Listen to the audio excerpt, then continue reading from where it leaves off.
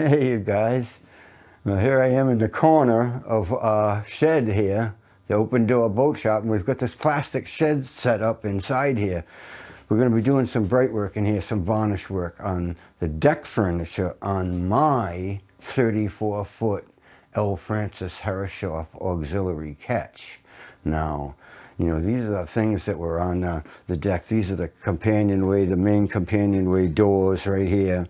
You know, these are the butterfly hatch pieces on top of the deck, you know, and then this is the butterfly hatch itself, you know, a few other pieces. I have some other pieces here I haven't stripped yet.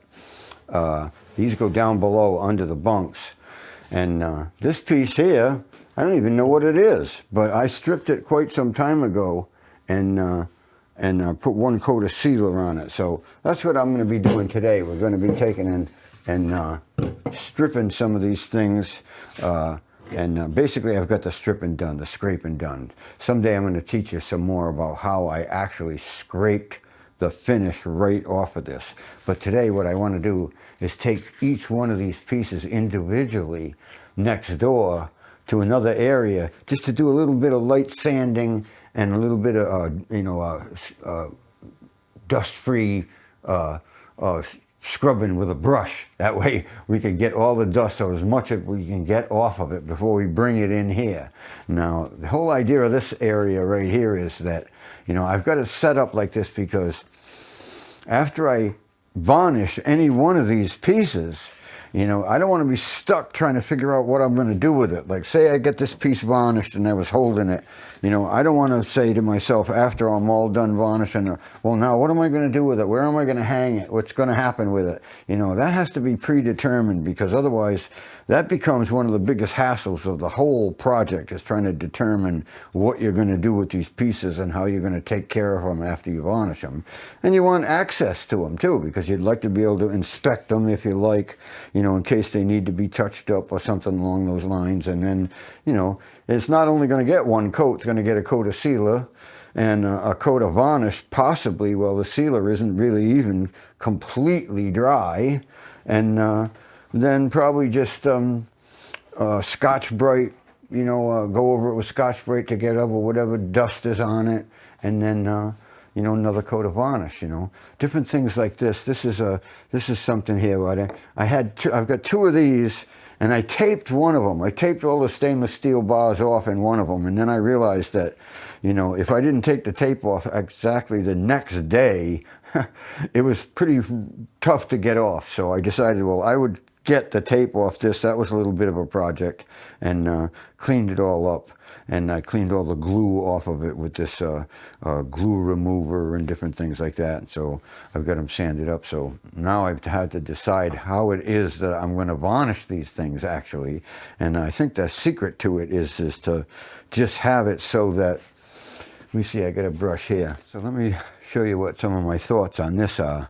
The idea here is never to put too much varnish on, because then it gets running and different things, and as it does that, it gets a little bit thicker as it goes, and then it's a little bit harder to, stroke it out. So, you know, I want to make sure that I put the varnish on fairly thin, and the first coat is a sealer anyhow, and basically what I'm going to do is just have these, just like I do with a brush, I'm going to have these uphill all the time. I'm never going to have them downhill. So I'm going to brush around these little posts like this very carefully, all the way down, and then stroke out this edge like this, and the other edge, right? And then I'll flip it over and do the other side.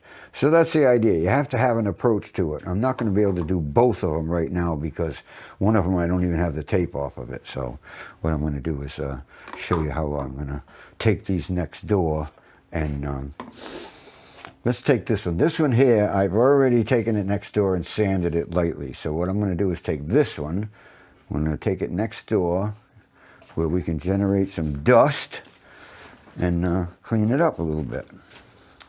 So I've stepped into another area in the shop here where I can do a little bit of sanding and not worry about what's going to happen with every speck of dust. And even though I've sanded these a little bit before, and when I scrape the finish off, sanded them lightly, but I just want to go over every area just a tiny little bit, because sometimes just having them sitting around, if they were in the sunlight or something like that, they can actually change color a little tiny bit, depending on what kind of wood it is. And, you know, to be quite honest with you, I don't know what kind of wood this is. I don't know if it's a Meranti or what it is, but it's not necessarily like Honduran mahogany or any kind of mahogany I've seen. And, you know, so I don't know what it is, but it's worthy of a nice finish. So what I've got here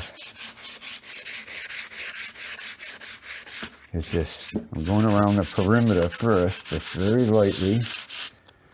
And this is 220, this paper. You don't really need to have anything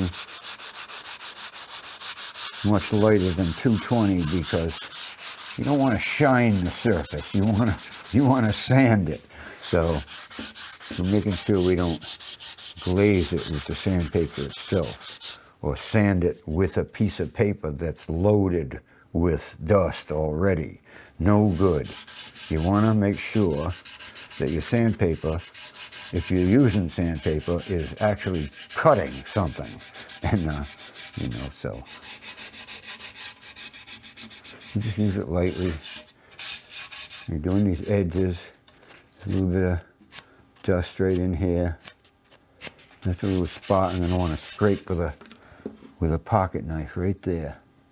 Something stuck in that corner right there. Before we brush the dust off of it, and maybe tack rag it a little bit with some thinner. All right, that's one side.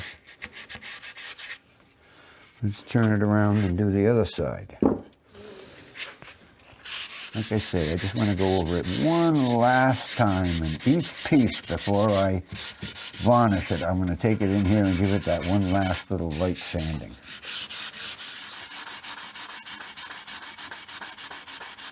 And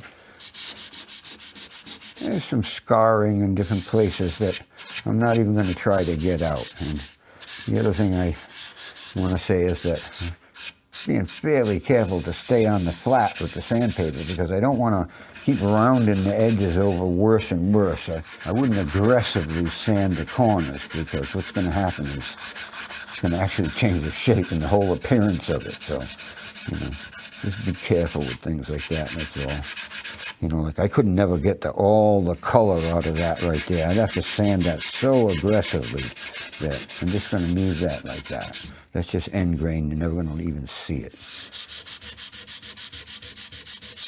And then these surfaces here, corners a tiny bit.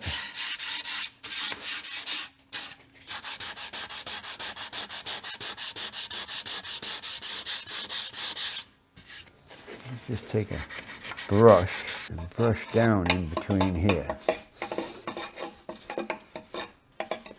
All these corners. You can actually take a pocket knife in some of them, because some of them have got a little bit of finish still stuck in there, or a little pile of dust.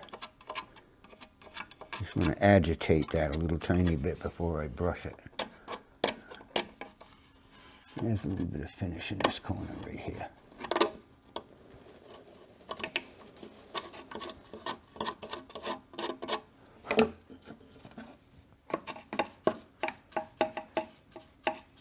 So I am going to clean some of these corners a little tiny bit with a pocket knife, because I've left a little finish in there. You don't have to be absolutely perfect, but yeah, it makes a big difference. I think just that last little touch up there.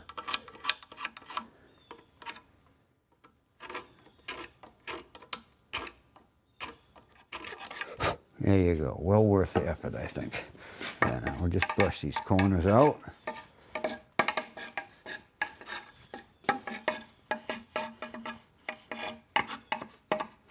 I'm going to flip it. These. So, you know, when you're inspecting something like this, you can do it just visually, or you can do it by touching it to see, you know, but I think it's actually come out pretty well so far. 2 spots.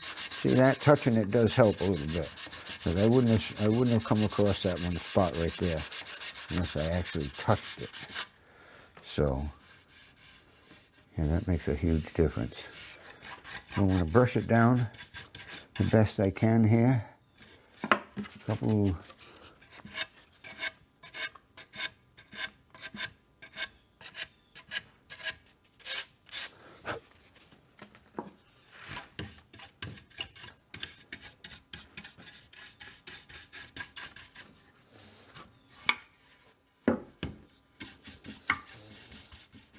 All right. The other thing I could do with it is just check right here where the hinges lay in there. So make sure those corners are nice and clean. And I'm going to make sure that when I do brush a finish on here that I'm very, very conservative about how much finish I get in these corners right here. And it's possible that I might put a coat of sealer and a coat of varnish and then possibly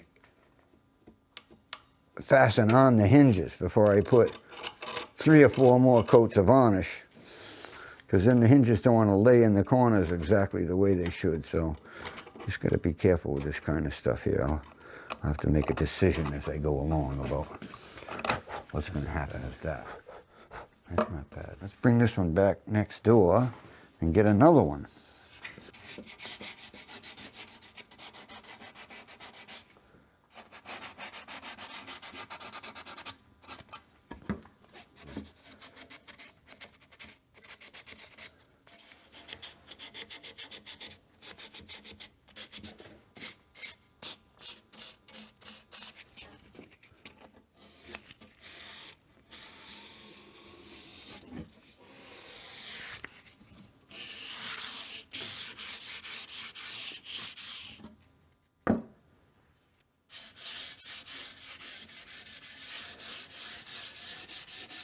Just the lightest little go over here because it's a little tricky getting in between all those rods, and probably the best thing to do, or the most important thing to do, is to actually dust it off really well so you don't get all that sanding that you've done in the finish. So that's what we're going to do here. Now, like I say, the other one, I haven't taken the tape off of it yet, so I'm going to kind of lay off of that one, but I'm going to try to finish one of these, or put a coat of varnish or a coat of sealer on one of these and a couple of the other pieces at the same time. So, yeah, let's bring that one next door. Get it. Just set them like that. It's so much easier, isn't it? Mm-hmm. Just like that. Yeah, I like that. That's better. Okay, so that one and that one are sanded. Let's take this one and this one next door, and we'll give this a light sanding.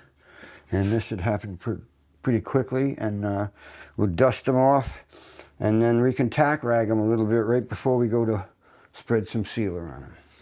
So these have been sanded just like the other pieces have been, but we're going to go over them one more time just to see what I might have missed, or what they feel like, what they look like.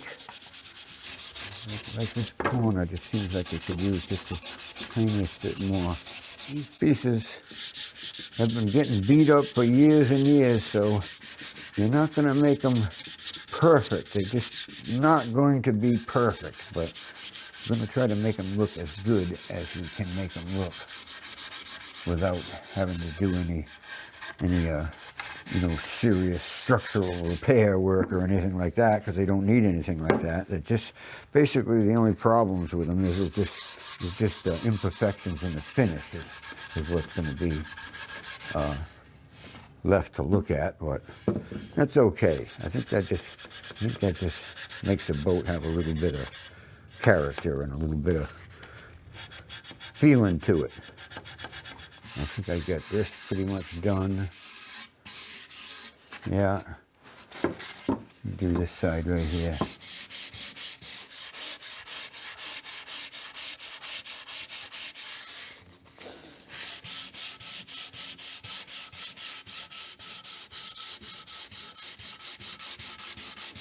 I love these folded over 5-inch discs that they're made for vibrators or random orbital sanders, but I fold them in half, stick them together, and they're a little bit stiffer and a little bit easier to hold on to, and does a good job.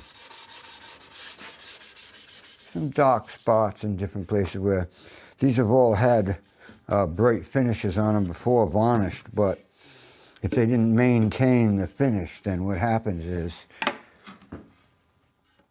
where the finish goes bad, the wood gets a little darker underneath, so some of that you're just not going to be able to get out. You'd have to be so aggressive.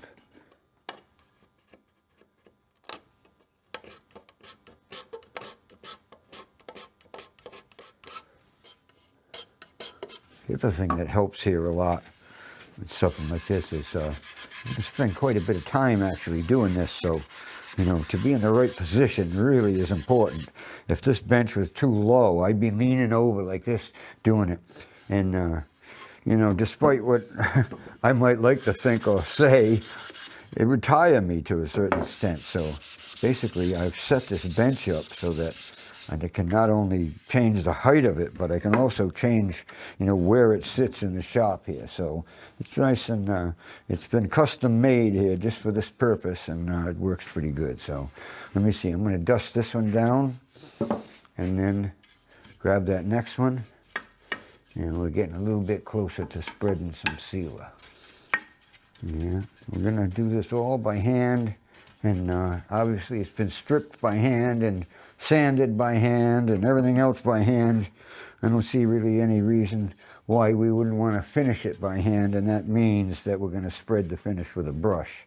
And we don't have a spray booth and all these other things, and I'm not, like I've said many times on different projects, I'm not a professional painter, and I'm certainly not a professional spray painter. I don't have a spray booth and an exhaust system and all these different things, and not everybody does. A lot of people at home and maintaining their own boats, they like to be able to know how to do these things themselves, without having every piece of costly equipment that was ever invented. So basically what we've got here is a pocket knife, a piece of sandpaper, and a paintbrush. So let's keep going here. Some of these imperfections in the surface here are not actually from accidents or having the finish off for too long. Some of it's from actually somebody making an effort to strip the finish and scrape in with some sort of a scraper. Here's an imperfection. It's just so deep, and by the time I got that removed or sanded out, there'd be like a big dip in there like this. It just wouldn't be worth it. So basically it's just going to have to stay there, and we'll get it, if not completely full of finish, varnish finish, but it'll be close to full. So it'll look good. It'll look good. Like I said, I think some of the imperfections actually help it as far as what it looks like. So no problem. All right. Dust this one off. Yeah. And just try to get everywhere. If I miss something, it's not going to be the end of the world. Whatever does get in this finish or I've left on here, we'll get it all out in between coats. So maybe the very last coat will be the most important. We're going to learn an awful lot from all the first coats before we do the last one. So I'm looking forward to that.